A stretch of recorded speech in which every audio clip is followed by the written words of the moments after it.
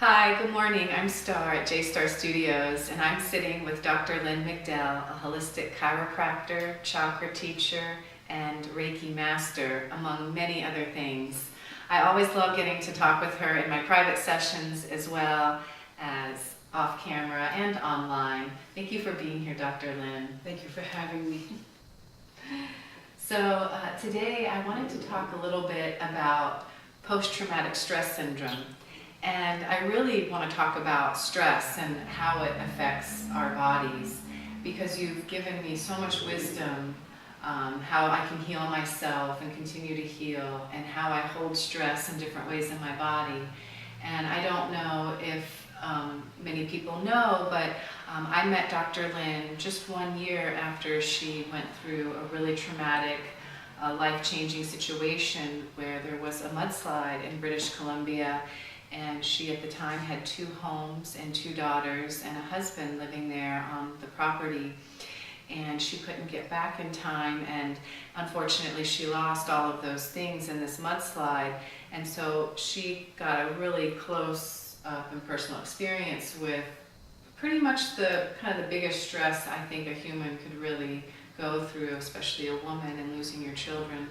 And so this is my first opportunity to sit down and talk with you and ask you questions. And so I'd like to kind of find out a little bit more about how that was. I'm just curious, how old were your daughters, and what was kind of happening, and anything else you want to share? I guess the first thing I want to share, because I like to take care of people, and people have a negative reaction in their posture and breath when they're hearing sad or fearful or angry information. So what we're going to be talking about today is very serious and very, very sad.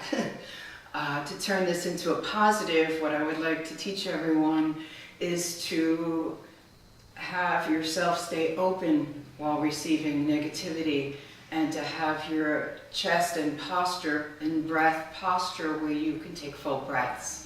So we can listen and learn about very sad things, very traumatic things, and not hold our breath and tighten up. People's reactions to me about this subject, I see, because I'm a healer, I see them pinching their own nervous system about my story. And if I'm here talking about it, I'm doing great, and I would like you to learn, but also to be healthy through the process. So when you're listening to sad information and traumatic information, get your shoulders back and down, get your chin off of your throat chakra, and stay open and have the breath flow, and listen so that you can learn but not necessarily hurt yourself by my story. Thank you for that. Thank you so much for that information. During this time of your life and the natural disaster, just to give a little information, how old were your daughters when this happened? Diana was 22 and Rachel was 17. They were having a reunion. I was trying to get there. Diana was off in California trying to be a screenplay writer. And my youngest had just moved back to Canada.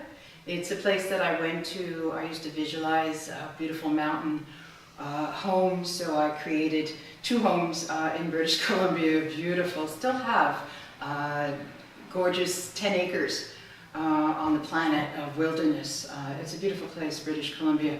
And I retired for a while, and we all moved there and had a quality life, and then things happened with the marriage and we moved back to Florida. And then those 3, my ex-husband and my 2 daughters, one at a time, moved back there. So they were having a reunion, and my dog got sick and I couldn't get there. Something I get asked a lot is, why are you so strong? Or how do you do this? Or if that happened to me, I'd never get out of bed. And my response is, I really believe I was trained from birth on to strengthen my nervous system to deal with post-traumatic stress.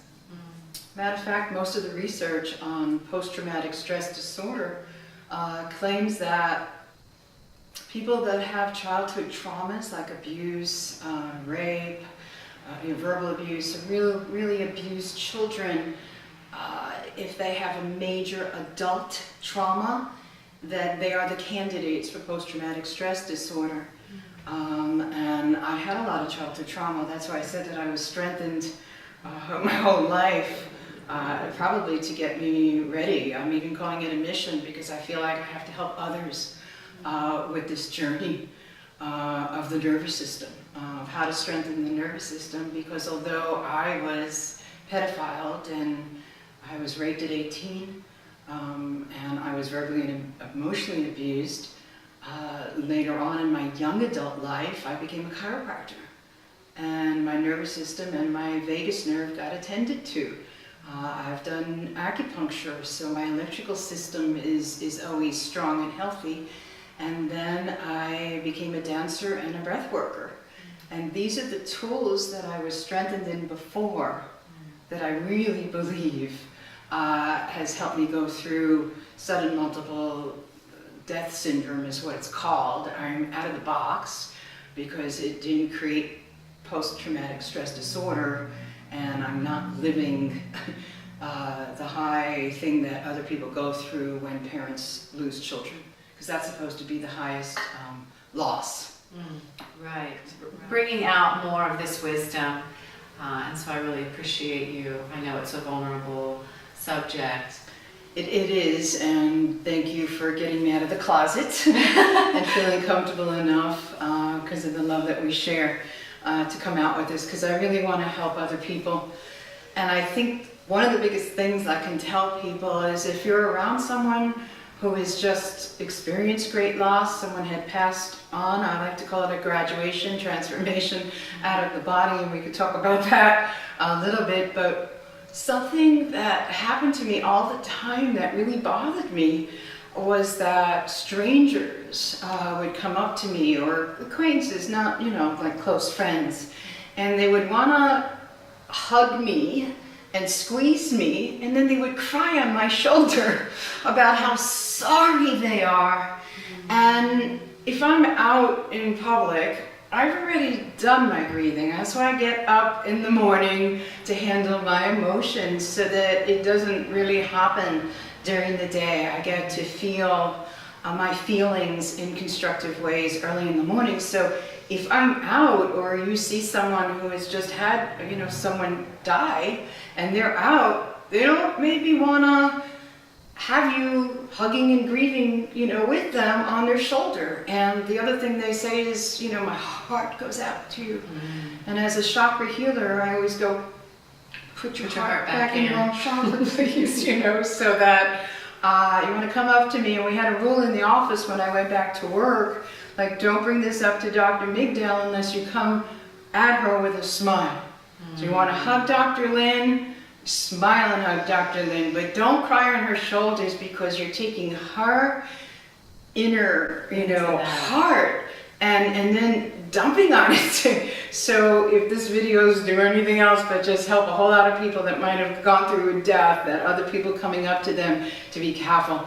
There's one other thing that I just remembered, so I'm really glad we're getting this out of me. The other thing that bothered me the most about the population and their reaction to my loss was I had people coming over to me and telling me, you will never ever get over this. Now, I'm a healer who believes in healing.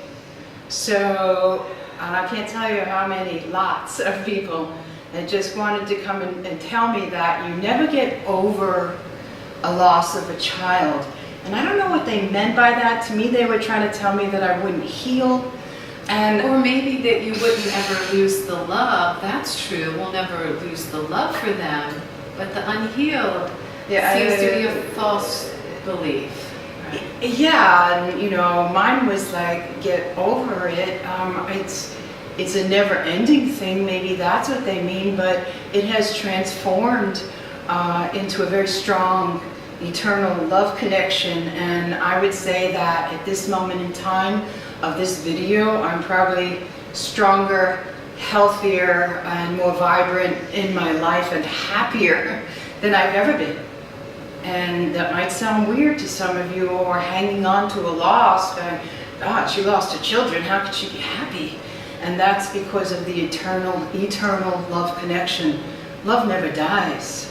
The loss of the body, yes, I can't physically hug a physical being, but our love has grown. My communication has grown with my kids, and there's been so many wonderful things, and that's why I want to come out and share how one can grow through, and if you follow the regular grieving processes that are in all the books, you might get stuck along the way, because there's a lot of alternative passageways that allows one to grow in love, in happiness, and in health, and also live through a major tragedy and great loss. So everyone grieves differently, and everyone chooses how long in a day are you going to suffer. It's actually a choice. So if you're missing somebody, like a child that's passed on, or any other loved one that has gone on, what I've realized is I just take out their pictures and light a candle, and I spend spiritual time with them, and it makes me feel good. When I'm not feeling good or missing them, I'm not spending time with them in the spiritual realm. But when I spend the time, then I'm just glowing afterwards, because I'm spending time with the love.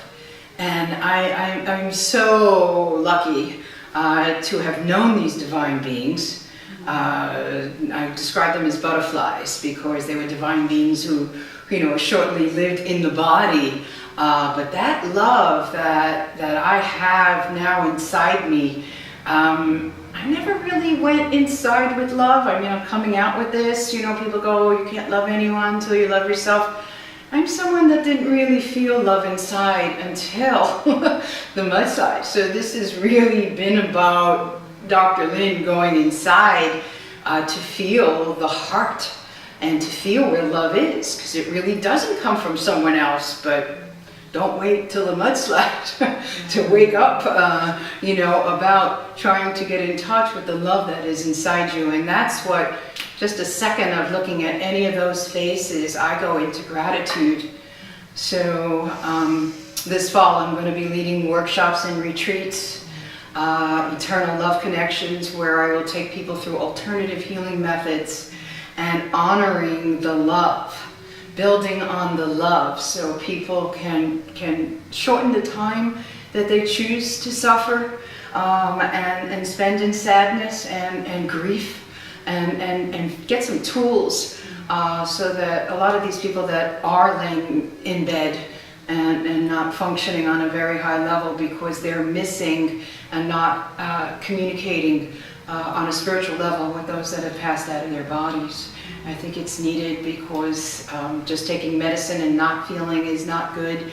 It's a way, I guess I'm someone who really believes that we do need to feel our feelings, and if people are sad, they need to cry. Something that I do when I'm crying is lay down and do breath work and cry.